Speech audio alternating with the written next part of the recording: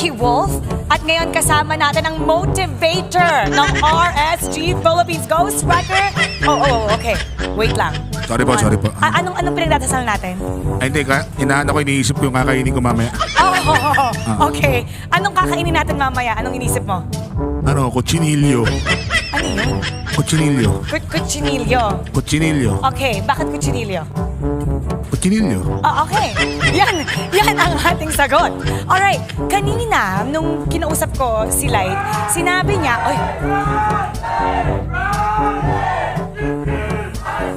Nice. Okay, anong sagot mo sa kanila? Slay! Ayun. Kanina nga sabi ni Light na after ng game nila, ikaw daw yung nag-motivate sa kanila. May mga sinabi ka daw para mag-iba yung mindset nila. Anong sinabi mo? Kapag natalo sila, huliin sila, ikukulong sila, gano'n. Papagbog sila dito sa labas. Mga gano'n lang naman. Hindi, lang. Kaya pala natakot. Hindi baling matalo. Basta enjoy lang nila yung laban. Tapos, ayun lang, pinasaya ko lang sila kasi malungkot sila kanina eh. Ayun, pinatawa ko lang. Ngayon naman, nakita mo ba sila? Di pa. Ngayon. Okay, so ano ang mapapayo mo seeing how the game is going right now? If you were there, ngayon naririnig ka nila eh. Anong masasabi mo sa kanila? Guys, if I were you, galingan nyo. Hindi, ano yan, warm up lang yan, warm up. Nag-usap na kami niyan, kako patalo kayo sa una. Okay, alam naman natin na expert ka. So, gaano ba katindi itong matchup nila kontra Echo? Kasi Echo is really serious right now. Sobrang seryoso nila eh. Dapat siguro wag kayo magseryoso, magpatalo kayo. Okay, sino dun sa Echo gusto mong kausapin? Si Eko?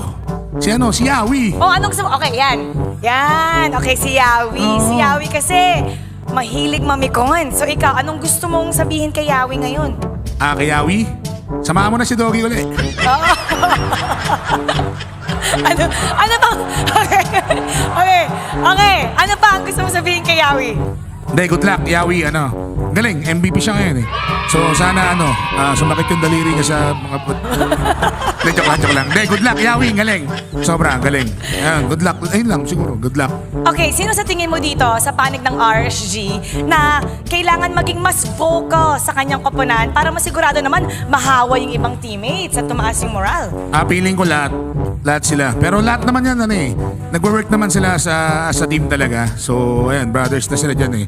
So, ayan, guys, RSG, kung narinig naman ako, ayun. Okay, by the way, congratulations on your baby. Congrats. Nita ako, nak. Ayan. Pero feeling ko ready na ang ating mga koponan. Kaya punta na natin sa casters. Ikaw ang gumawa nun. Casters, take it away.